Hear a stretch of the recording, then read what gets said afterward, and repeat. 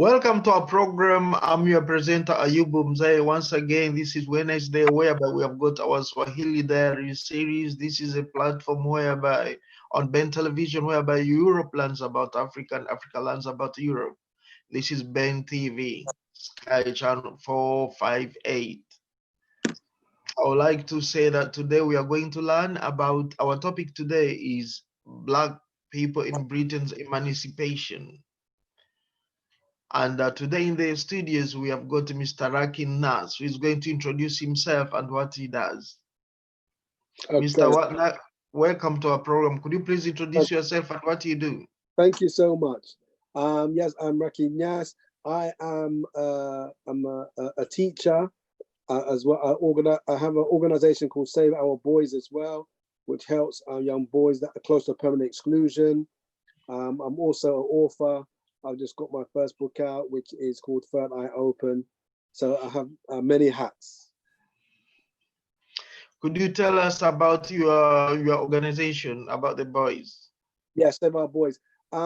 It's an organization that I set up to help boys that are close to permanent exclusion, because in the British system, there's a lot of young Black boys who are close to permanent exclusion and do get excluded disproportionately. The amount of Black boys that are permanently excluded is so high, and also there's a direct correlation between those who've been permanently excluded and those that end up in prison. And so I'm trying to get that number down. Also, we have an epidemic of the knife crime, so it's really, really important trying to make sure that our boys are not getting involved in the knife crime, especially with the gangs who are spending lots of money to groom the young boys. To get them into the gangs at a younger age. And there's kind of lots of work to do. And because the government, of course, has closed down lots of youth centers. And so now the youth have got nowhere to go, so they hang out on the streets. So I do a lot of mentoring with the young boys and also with parents, trying to advise parents on the best way to keep their young people safe. Now, the first question is, what is wrong with young Black boys born in Britain or growing up in Britain, especially in the inner cities and particularly in London? What is wrong with them?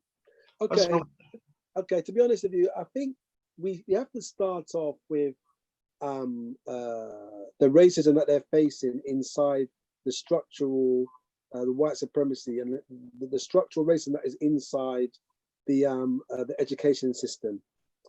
And one of the things is that they do not learn about themselves. So as young Black boys growing up, they don't learn about their own history. So, their self-esteem is not being, like raised. Okay? And also as well, we do have like a systemic racism where some teachers have low expectations of some of the Black boys as well. So these together cause a real issue. And also because of the lack of understanding and history about who they are, they look for role models in the wrong place. So their role models end up to be people that are making lots of money, even if it's through criminal means. So they start looking up to, like a lot of these rappers.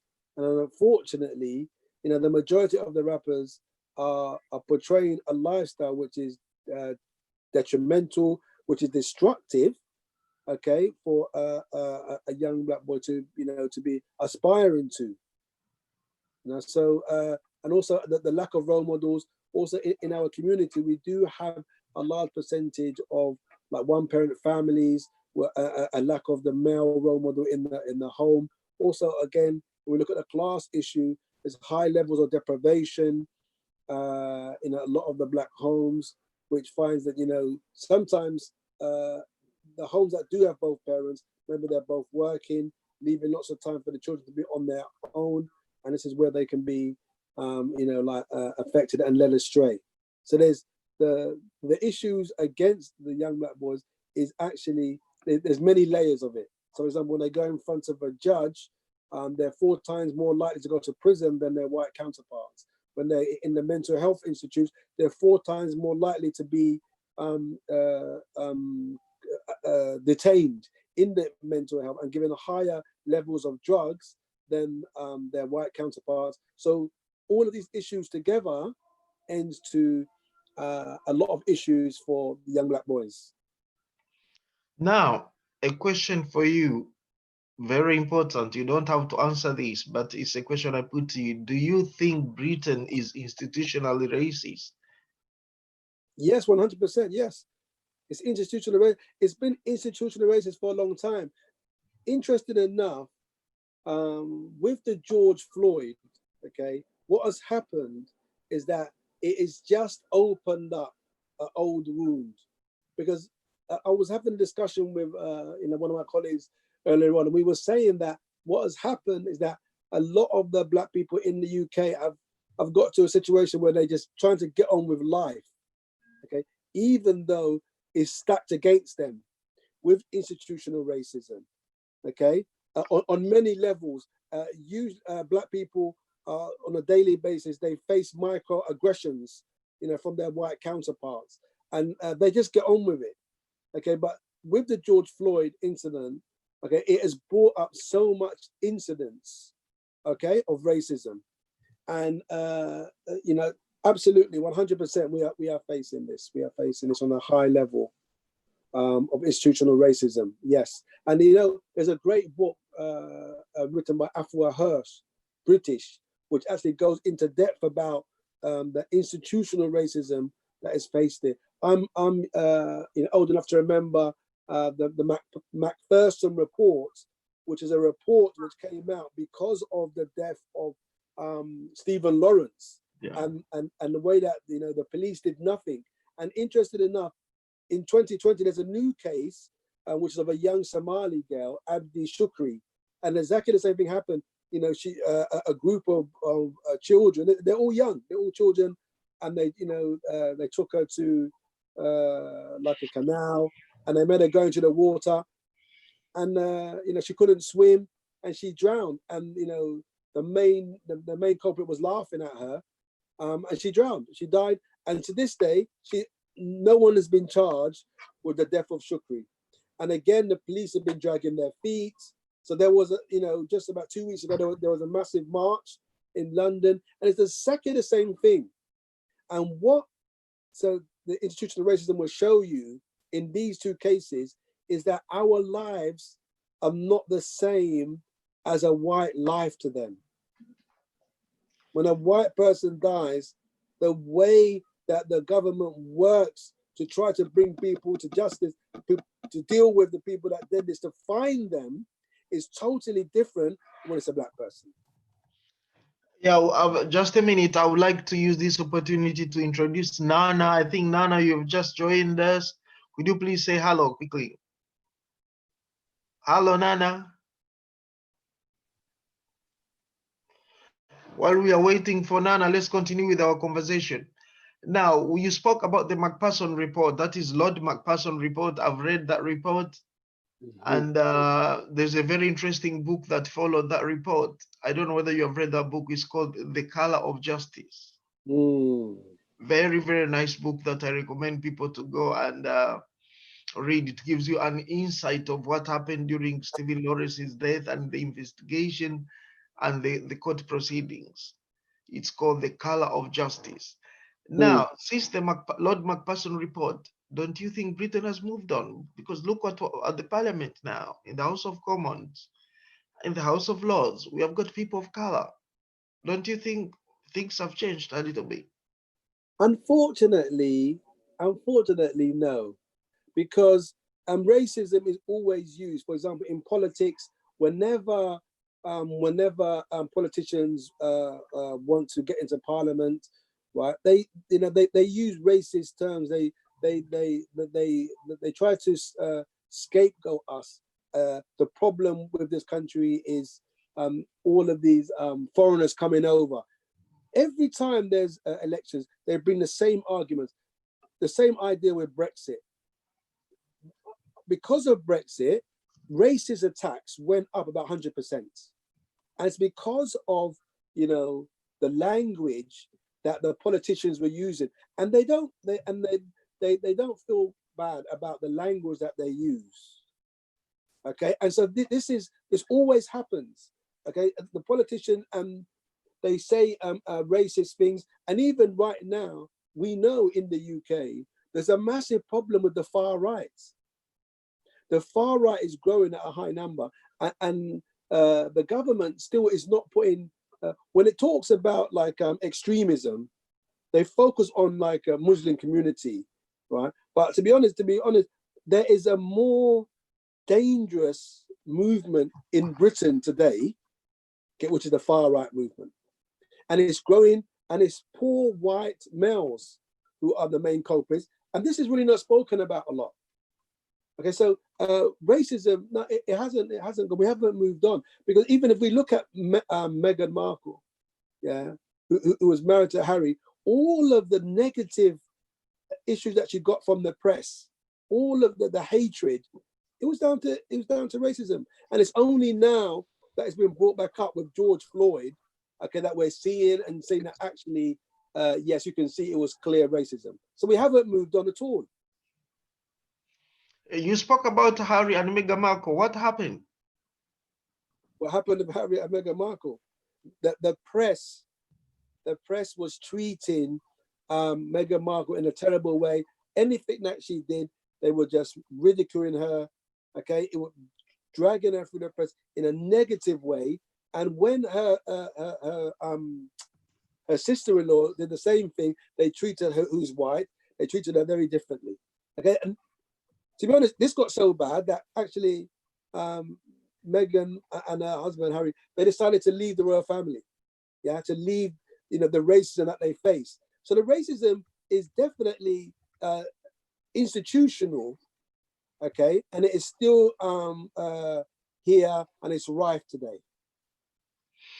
Okay, now let's go again on the issue of young boys being institutionalized. What do you think should be done to address this problem?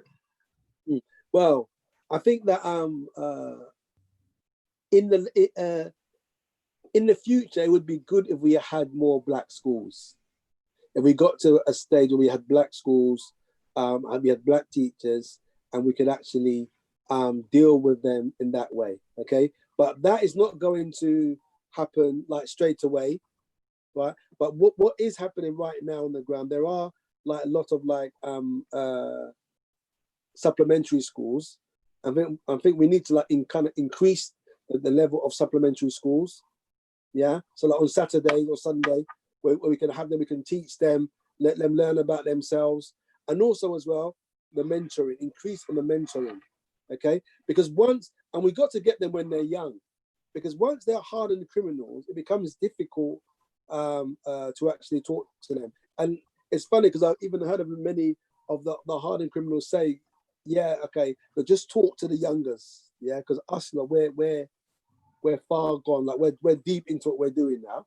So try to get the youngers, and this needs to start from primary school. It needs to start from primary school. There needs to be more support for parents.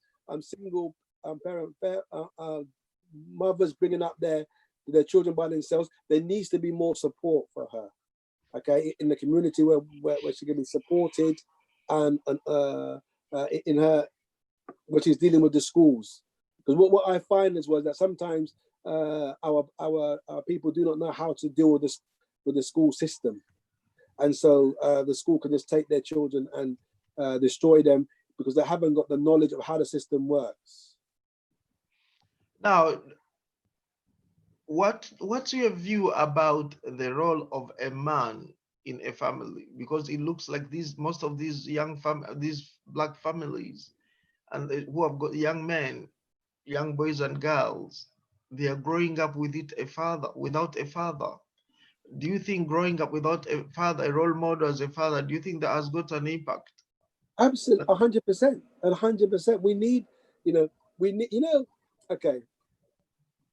There's something called black culture, which is actually nothing to do with us. Okay, it's just a negativity that is put on us, and sometimes, like for example, baby mother, baby father, yeah, and all that. And now that the young people, they say F boy. An F boy just means a man who is sleeping around with lots of girls. And these sorts of men in the community, right, are praised. I praise. I think this is, they look up to them. Yeah, a man who has strong sexual prowess that can have many, many partners. This is praise in the community. But the whole thing needs to be turned upside down, and we need to praise the fathers.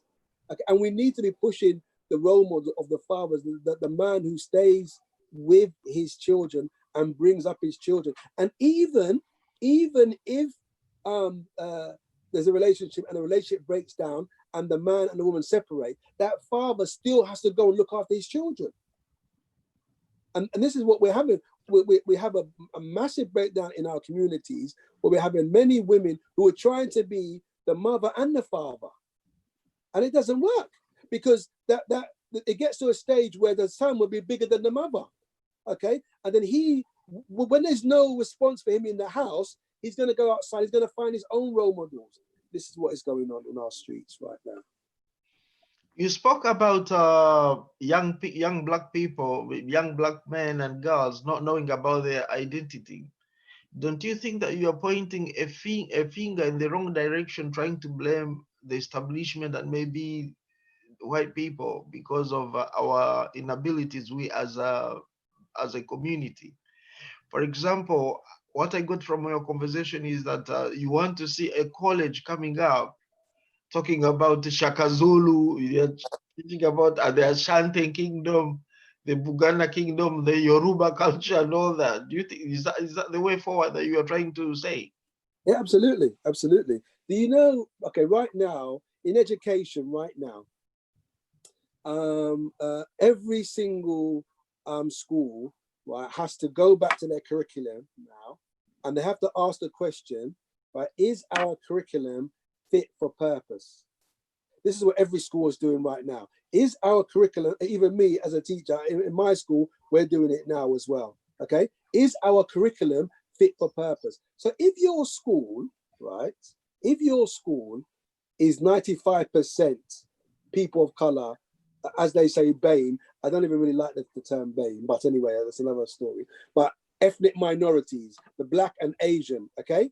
And then your curriculum doesn't reflect them at all, okay? You're letting down a whole group of students, because they need to be able to see themselves. So for example, if you're teaching English, okay, there's so many brilliant Black authors now, you can choose from them, okay? So when the children are reading, okay, they can see themselves, they can be proud of themselves. And also as well, the reason why I'm saying our history, right, as African people, it's not just our history, it is everybody's history.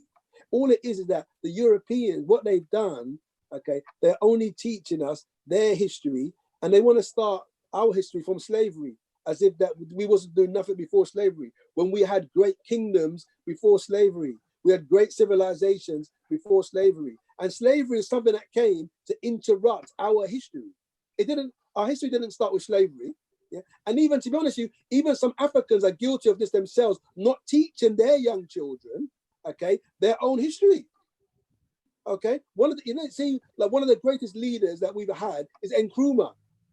And Nkrumah, a lot of Africans, even they don't even know what he was really about, what he was trying to do with this Pan-African movement. And still to this day, we're not moving in a unified way, moving like what Garvey was trying to do, was trying to unify us. Because what he was trying to explain is that the problem for the Black man or the Black boy in London is the same as the Black man in Africa. Yeah, we're all underneath this white supremacy structure, and we're all suffering. And the only way forward really is unity, because unity is power. Unity is power. Now let's bring this down to the wire. This is the Black History Month is coming. My first question is, do you think the Black History Month is fit for purpose? And number two, what do you want to see happening in the Black History Month to address the issues that you have raised? Black History Month, okay, is okay, right? But what we're dealing with, okay, it's not for 1 month. It's for 12 months. This is what we're dealing with. It's not a 1 month thing. And even the Black History Month right now, no, it's not fit for purpose. No, it's not. Because we just talk about a few leaders, Malcolm X, Martin Luther King, But it's about 4 or 5 we talk about, and our history is so large, and also our history, it cannot fit in 1 month. So the Black History Month, even though it's a start, because even I do a lot in that month, it has to be for a whole year. We need to empower our young people. We need to empower, we need to empower them in a way where what they think is really cool right now, we're really focused on, Black people are focused on where they can see us achieving. So if you're a British Black, if you look at the TV, you see in football, we are achieving. You'll see us everywhere in football. In athletics, you will see us achieving everywhere in athletics. If you look at in football, in sports, in music, you will see us achieving. So these are the areas that a lot of young people are going towards. But we need them to be focusing on becoming entrepreneurs. Yeah, we need more Black businessmen, Black businesswomen, because they've got the ideas, but they need the support. And we need Black leaders who are wealthy, who have that money. They need to come down. They need to support all of the grassroots organizations, those who are coming through, because it's all about each one, teach one. We need to support. And a problem in the Black identity, in the Black culture, what happens a lot is where we have individuals who, when they become extremely wealthy, they kind of shut the door and say, I'm okay, Jack, I'm okay, right? And they forget about those coming through. But no, we need to be, helping others. Even a great role model now, a musician that I'm really proud of at the moment, is Stormzy. I'm very proud of what Stormzy's doing, because, okay, some of his songs, but actually he's got some intellectual lyrics, political lyrics, where he's critiquing the government. He's sending young Black boys and girls to the top universities. He's supporting them. He has his own a book company. Okay, he's just put a lot of money into helping grassroots organizations. This is what we need. We need more role models like that. I hope you know the story of Stormzy, whereby he bought a house in a white affluent area. I think is it in North somewhere in North London, West London. And the neighbors called the police to say that they have seen Black people entering a house and they are burgling the house. And it was Stormzy going into his own house, yes, with his wife, and the police came and broke the door. Yeah. And he had to prove himself that he's the owner of the house. You must have read about that story. Yes. Now, coming back again to what we have just discussed, I wanted to bring in the issue of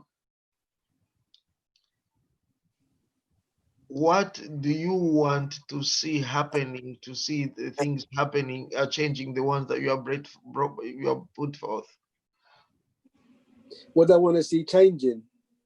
I want to see us as a Black community really talking about supporting our youth in all levels, because all the Black professionals, people in government, all the professionals, lawyers, everybody coming together and taking this seriously and understanding that this is an issue for all of us. Like as they say, it takes a village to raise a child. Yeah, this is what I want to say. I want to see, and sometimes what happens to some of our Black professionals, that they get to a level where they become very wealthy, or they might get married to a white person, and then they feel, well, to be honest, I'm okay now. I'm in a really good position, and they forget about everybody else. But no, all of us need to be thinking about the next generation. Yeah, and also as well, we still have the issue of white supremacy. It's not going anywhere, and we need to actually keep that. Like what has happened with the killing of George Floyd, okay, it's been highlighted, and even there's been changes, and the government is talking about it, and we need to keep that up. We mustn't forget that. For example, the reason why Black people are in the position that we are worldwide is because of what happened with slavery, and because we never ever got paid a penny for all of the wealth that was taken from us, has put us in a disadvantage. And even some of the countries in Africa still, even though slavery has finished, colonization has finished, we've moved on to now economical colonization, where the Europeans are still getting money from Africa. all of the French countries that have been colonized by the French, their money, their wealth is in the French banks. Imagine. And they have to go to the French banks to get their own money out in 2020. So you can see we're still, and then we get some ignorant leaders who think that it's okay for them to go and buy mansions in England, while their people are starving. So you can see as a nation around the world, there's lots of work that needs to be done. Now, I want to use this opportunity again to recognize the presence of Nana Ajiman. Nana Ajiman, are you in? Are you with us? I'm here. Can you hear me? I can hear you, but I can't see you. Can you activate your video? Yeah, I can see Nana. You can see me, yeah? Okay, yeah. I can see you now. I can see you. Oh, you can see me now. Okay. Oh, that's great. Now stay with us. We are almost done with Brother Rakin. Brother Rakin, we spoke about revolving doors. Revolving doors, whereby young people are put into correction facilities, like Feltham. Instead of coming out nice people, they come out more aggressive and more violent than they went in, and they go back to prison. So it's a revolving doors of criminality. What role do you think these correction facilities play in making it hard for a young black man to come out of prison and become a good citizen? Wow. Unfortunately, as you said correctly, when they're going into the prison, they're coming out as hardened criminals. Even if they weren't hardened criminals when they went in, by the time they come out, they would meet hardened criminals inside. They would get contacts inside. Yeah, it's like they go to the University of Criminality. They say to you, "What happened to you?" So, I did this and that. Oh, why did you do that?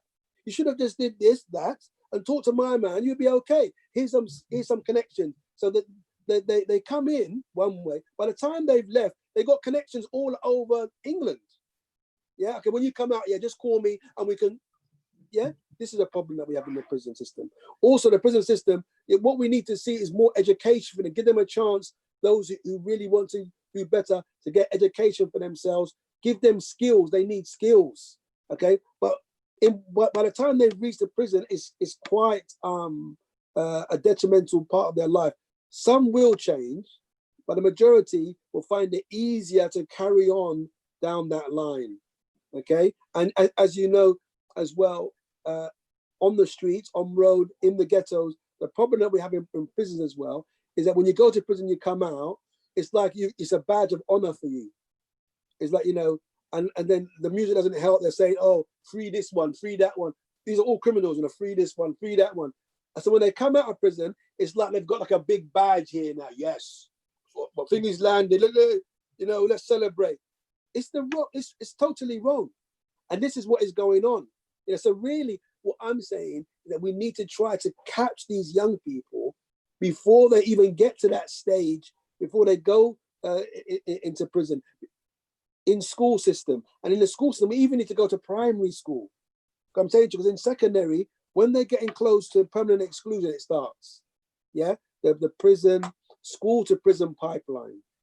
Yeah, and we're facing a lot of racism. I don't know if you heard just on the my story today. There is a young girl who's 14 years old, but this is in America, where she didn't do her homework. And they've locked her up in a prison thing for not doing her homework. Okay, so this is kind of the things that's against us. Okay, as I said to you, you're 4 times more likely to go to prison if you're a black person and you end up in front of a judge. You're 4 times more likely to go to prison if you're a black person. So for us, we need to work on the young people before they get there. Yeah, tell me one thing. I read somewhere, but not in the UK, in the United States of America, that the whole criminal justice system is business. Yes. I don't understand how it is business. Yeah. If you know anything. Yeah, it's business because a lot of the prisons, they're private prisons. Yeah, they're private prisons. And so if you open up a private prison, then definitely you're going to need clients. and your clients are prisoners. So you're going to need prisoners to be able to fill out your prisons. That's one thing. Also, many companies have been caught out because they are using prison labor, okay, to create their products.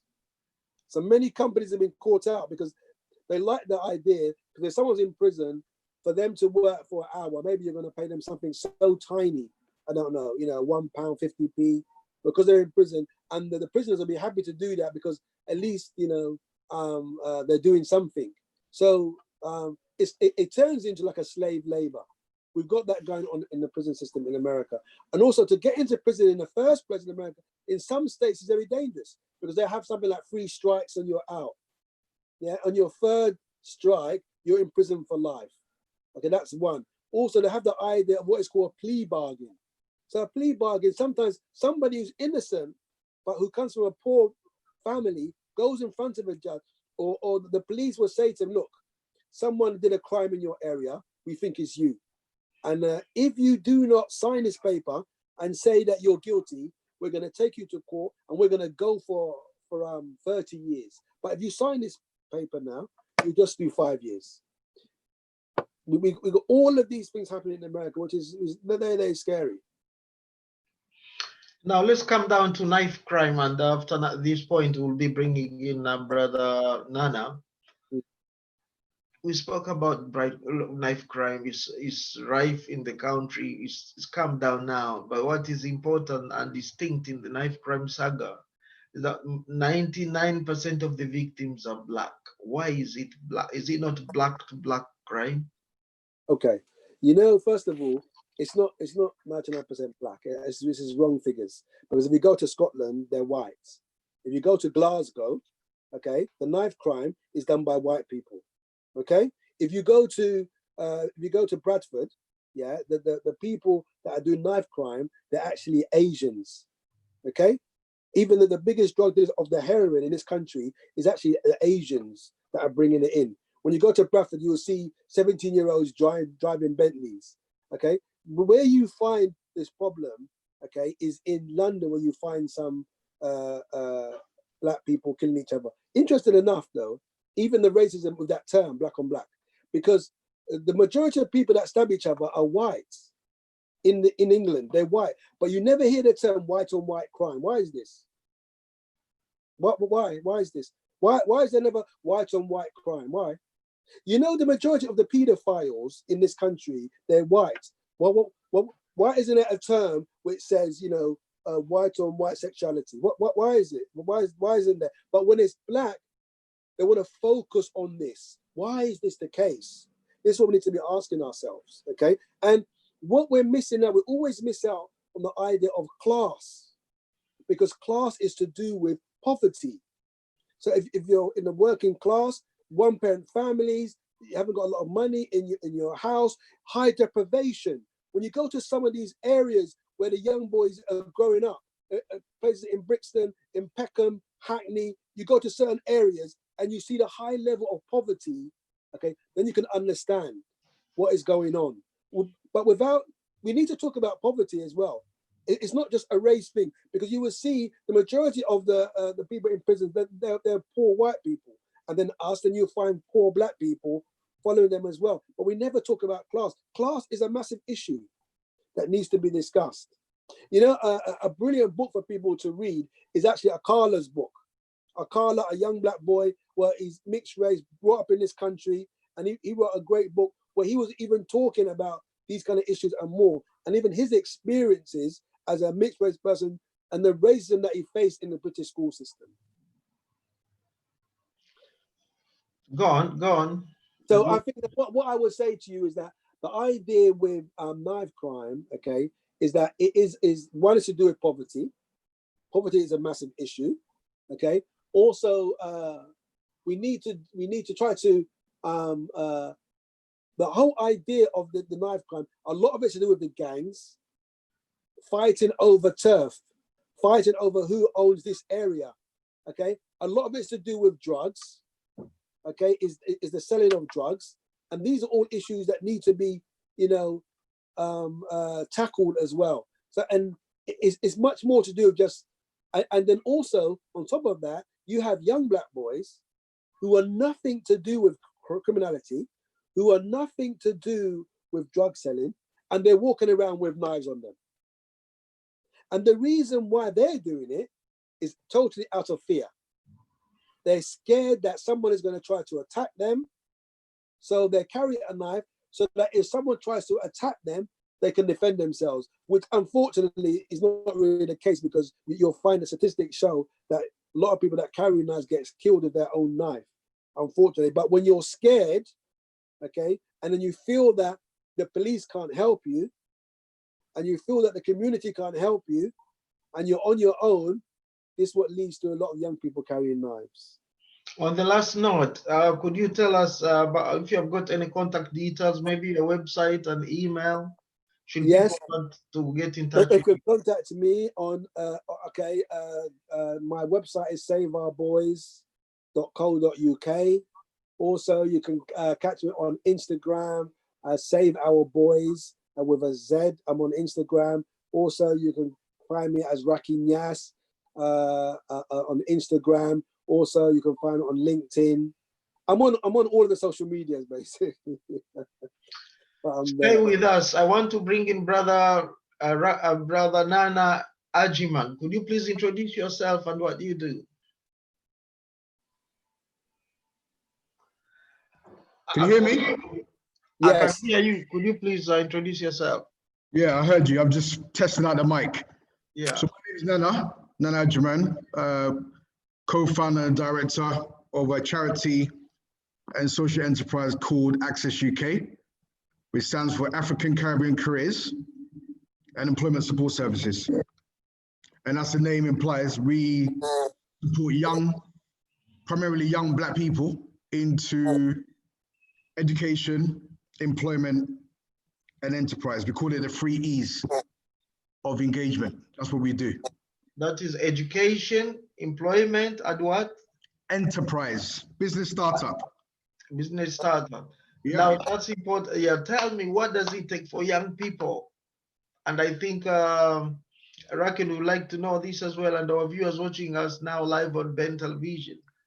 We are live on YouTube and we are live on Facebook as well. Could you please tell us how to get on the ladder of business as a young person out of university? Because most of the young people I find after school, after completing the education, they are really hanging out and in the supermarkets and doing cash tins and all that checkout. How do they get on the ladder and how do you help them? Well, that's why we're here, because you just answered your own question. We're here to facilitate that process. So I could stand here, going through the processes, but essentially we're here to bridge a gap, because we know in our community that over 30% of people in our community want to set up their own business, want to be self-sufficient, but they don't know the mechanics, they don't know how to do it. So we with our our partners, our experts, people like Ultra Education, FA Diamonds, and a few others in the community, we work in partnership to provide that service, to provide a pathway for young people to start their own business. Essentially, just know the basics of business, which they're not really going to necessarily learn in school, because the school system is not geared or structured to support young people or black people to become self-sufficient. So that's it. That's what we do. Just remind me again, my memory today is playing around with me. It is employment, enterprise, and what? It's the 3 E's: education, employment, and enterprise. I get enough, written it down. Well, let's roll. Excellent. From what you just said, do you offer classes, or you go down and open up small units and say this is your, this is your, and that's your? What do you really do? What do you offer? We do everything that involves careers and guidance. Yeah, end-to-end stuff. Because what we have to understand is that every young person is an individual. The reason why the system is failing, the mainstream system is failing, is that they put all our young people into one category. Yeah? It's a one-size-fits-all model of engagement. That's why it doesn't work for us. because we've got particular challenges within the system to overcome, which doesn't apply to anybody else. So in terms of engaging Access UK, it's all dependent on the person that's come through the door. One day might be a graduate who's got a first-class degree from Oxford University, but still can't find work. Another day might be a young person with no qualifications that's going in and out of jail and all else in between. So you can't just say, how do you do it? It depends on that person. The person will determine how we engage them. But we've got all the tools and the mechanics to help that individual when they walk through the door. Yeah, and we use different methods and techniques to do it. Now, coming to education, could you elaborate more on that? What do you do in education? Okay, one of the key work we do is trying to get our young people into Russell Group universities. Yeah, do you know what Russell Group universities are? No. Okay, so in a nutshell, in layman's terms, they are like the top universities in the UK, right? Just say the top 30. A lot of our young people make the assumption that they could go to any local university and that's going to actually help them out. But in essence, this is an elitist system where by going to Oxford, by going to a Cambridge, it gives you leverage in the job market. So our whole one of our key focus is actually to educate them on these so-called elite universities and try to get as many of our young people in there as possible, so they could come out and stand a much better chance of actually finding work rather than going to, say, a local polytechnic. And not saying the local polytechnics are no good, but we know statistically that, you know, black graduates are up to 3 times more likely to be unemployed than a white graduate. Okay? So we're trying to even out the playing field, as it were, in terms of being able to get on once they qualify. So that's one thing. But in general, it's just trying to improve outcomes for young black people in schools, early intervention in primary schools, etc., working with PRUs and all across the board. Now, let's go on that. How successful have you been in terms of putting young black people into high-class educational learning institutions? We're a very successful organization because our work is based on results rather than rhetoric. A lot of people in our community, they talk a good game, okay? But how we're structured, our success is intrinsically linked to getting results. So how we make our money in terms of as an organization is intrinsically linked to doing what we say. If we don't do what we say, we don't get paid, yeah? So we work on a payment by results basis in terms of our business structure. So that's essentially it. You know, we've got a conversion rate between 70 and 80%, which means that 8 out of 10 people that come into our organization, they will get an outcome, whether it be in education, whether it be in employment, or whether it be in enterprise. Yeah, and that's how we make our money. That's how we make our money as an organization. Now, the issue of school exclusion for our young boys is rampant. A young black boy is more likely to be excluded from school for whatever reasons. How do you deal with that? How do we deal with young boys being excluded? Yeah. Well, ranking is giving you a lot of details about that in terms of how you do that. So I'm not going to regurgitate what he's just said, but there's a multitude of reasons as to why our young boys in particular are being excluded. And we could be here all day breaking it down, but essentially, they're entering an education system that's not structured to help them, essentially. Yeah, it's not fit for purpose. Okay, me being in school learning about Henry VIII and these European kings and stuff like that doesn't serve me no purpose as a black person. Okay, the education system is also structured, whether you're black, white, green, or yellow, for you to almost become subservient to the system. It doesn't give you the tools to go out there and actually stand on your own feet as a person. Okay? So when we're talking about young black boys, the stereotyping and how they're perceived by the system, that's what fuels the disproportionate exclusions from school. That's the basis of it. And there's many studies and there's many research that confirms that's a fact.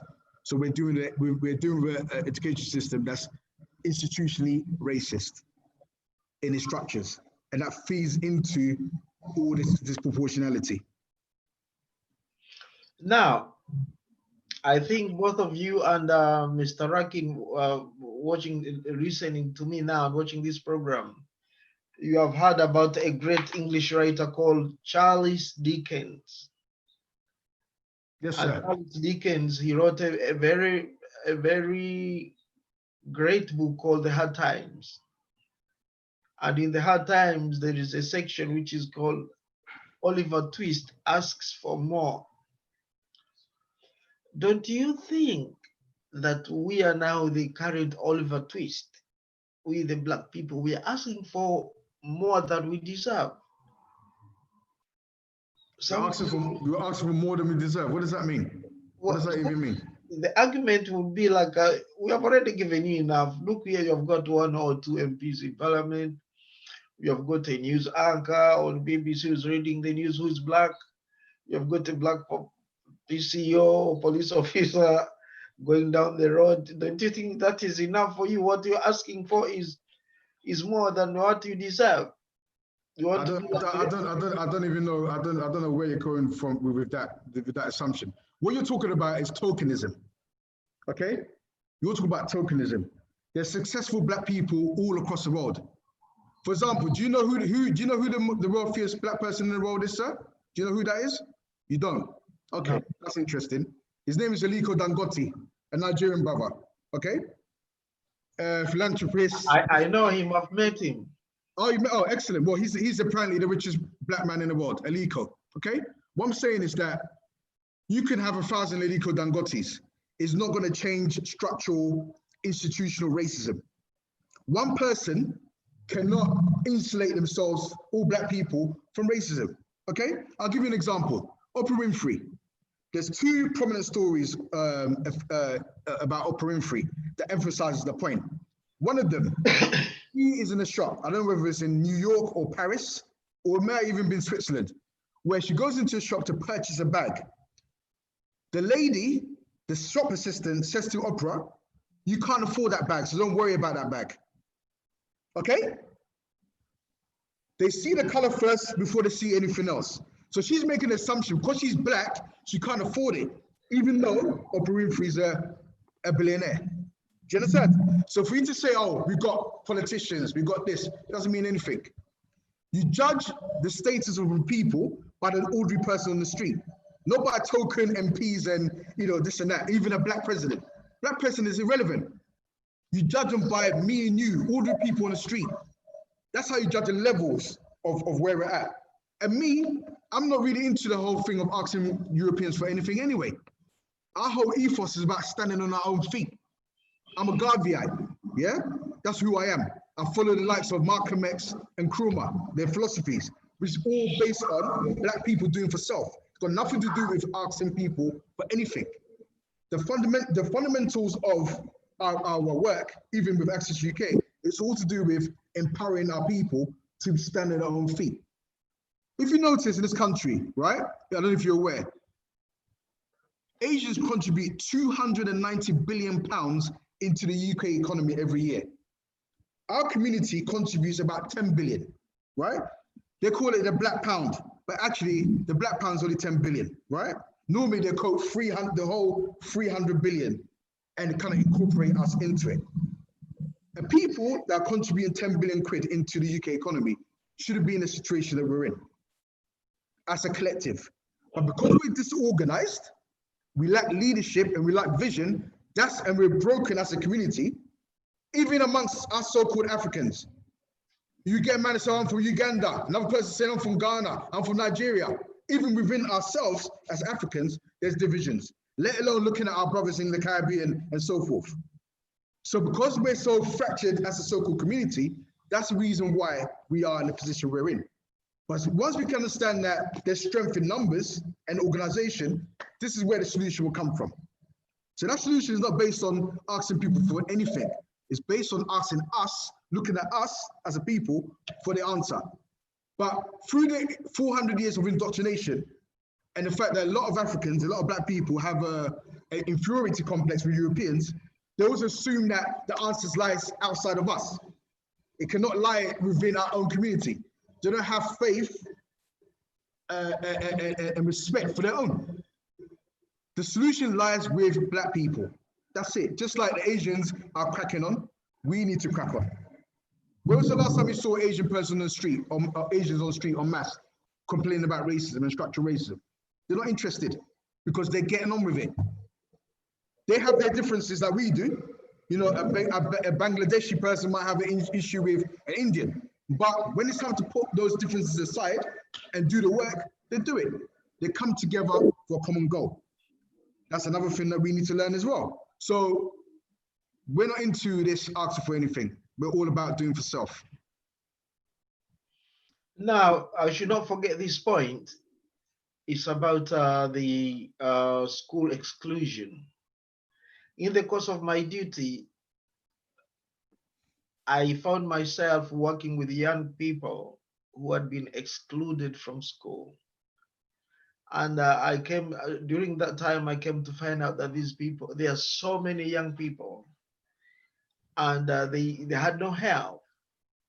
So the question to you is that, do you do any representation in terms of school exclusion? You represent children maybe in courts, because sometimes the cases go to court. Sometimes the cases go to tribunals. But I did find that these young people didn't have proper representative people who are interested in representing them, maybe as lawyers or all that. And I think the law was up against them because there is no legal aid for cases against the educational system. You people, do you deal with that kind of thing? And have you come across that kind of problem and how you've dealt with it? Well, let's answer your second question first. This is something that's prevalent all throughout the UK and particularly in London, yeah? As we just explained, me and Rankin just explained. In terms of, do we deal with it directly? Yes, we do, but through our partners who are experts within that context. So we're talking about people like taking positive steps, right? And Black Child Agenda. Those are the two primary organs that we deal with in terms of addressing this particular issue. So they will go into court and represent our young people. They'll go into schools and mediate, and they work all across the board. That's what they do. And what I'm touching on is our basic our delivery model as an organization. We're not into the whole thing of we know it all, or we're experts in everything. We know what we do, and we do it very well. But what we do is we complement our skills and expertise by working with people all across the community. That's what gives you strength. It's not trying to pretend that you know it all or trying to wing things, you know, as like a lot of us do. You have to recognize who are the experts and make sure they complement what you're doing. Brother Nana, maybe this is a personal question. Could you tell me the difference between a social enterprise and a charity? Because you said you're a social enterprise. I've heard that word. And I know lots of our viewers watching our program now will ask them, what is a social enterprise and what's a charity? What are the benefits of each? Okay. A charity, I'm gonna explain in layman terms so people understand. A charity is normally structured in a way whereby you are relying on grants, donations, and goodwill of people, the public, to support what you do. Yeah? That's how you survive. Yeah? Cool. The social enterprise, as the name infers or implies, is that you're providing a social good, but you're getting paid for it. So it's more of a commercial entity, but specifically looking at social issues, hence why it's called a social enterprise. That's the best way to explain it. So what we're doing is for social good. It's not for, we're not selling Gucci bags or, you know, designers. We're focused on addressing social issues, but in a commercial way, whereby, for example, where we might be working with the job center, yeah? They refer their beneficiaries or clients to us. We help them into work and we get paid. Do you understand? That's the distinction. So it's a self-financing mechanism when you're a social enterprise, whereas a charity is dependent on, like I said, grants and donations. No, brother Nana, before we round up, could you please say how people can get in touch with you, like your contact details and where you're based? People are watching this program now. Excellent. Yeah. So we're all on, Twitter, Instagram, Facebook, mainly. So, on social media, we've got our YouTube channel. But yeah, just Access UK. Just, punch in Access UK when all the handles and you find us. Thank you very much. If there's anybody out there who is watching and listening, I think somebody did raise their hand, but you lowered your hand. We want to hear from you before we go. But I think, Brother Rakin, you might have to chip in and ask Brother Nana some questions as well. Yeah, no, I was listening to what Nana is saying, and I agree with everything that he's saying. And to be honest, I know Nana anyway. I know Nana, and all of the I was glad when he mentioned the different organisations that we deal with as well, because there are some organisations that deal specifically with exclusions and stuff, and this is really important that as what we need to see is more of this, where we have different grassroots organisations working together more and passing things on. Okay, so if there's an area that you're specialist in, people should bring that work to you. And there's another area someone else is a specialist in, you bring that work to them. That needs to happen more. So for example, when I was talking earlier on about the way forward, we need like black people that are like bankers in this country to be able to come down and mentor children that say, okay, you're interested in banking, let me show you how it's done. Okay, the people that we need more entrepreneurs that can come down and are ready to talk to young people and guide them. Yeah, so we're all working together. This is what we need to see more of. Now, Brother Nana, we have got one segment remained with in our conversation is about employment. You didn't tackle the employment issue. We tackled the entrepreneur and the education. Now, can you cover the employment part of it? What do you want me to cover with employment? How do you employ people? What do you look at? What are you looking for? How does it work? Okay, let me give you the context and then we can talk about the rest of it after. In the UK, if you're between 18 and 24 and you're black, there's a 1 in 2 chance that you're unemployed. Do you recognize that? Yeah, I recognize that. All right. Okay, so that means that mainstream services are not equipped to deal with that issue, because obviously there wouldn't be such a big issue if there were. So Access was set up to basically plug those gaps, to make sure that when our young people engage in employment advisors and careers advisors, that careers advisor knows exactly what's preventing that young person from making that transition. So remember earlier I gave you a simple example of Russell Group universities. I asked you, do you know who they are, what they are? I said you didn't know. Now, if you assume, are you a father? Are you got any children? Yes, sir. Okay. So if you don't know it, then the likelihood is that your children are not going to know it either. You understand? So our role is to plug these gaps and give people the basis for them to succeed in society, general society, by exposing them to, such things as Russell Group universities, by exposing them to ring-fence opportunities in this country and also abroad. Because you have to understand that a lot of our family members abroad, our cousins and our people abroad, they've got high level respect for the British education system for whatever reason, okay? And they don't know that a lot of our young people that are going through the system, are educated, they can't find work in this country.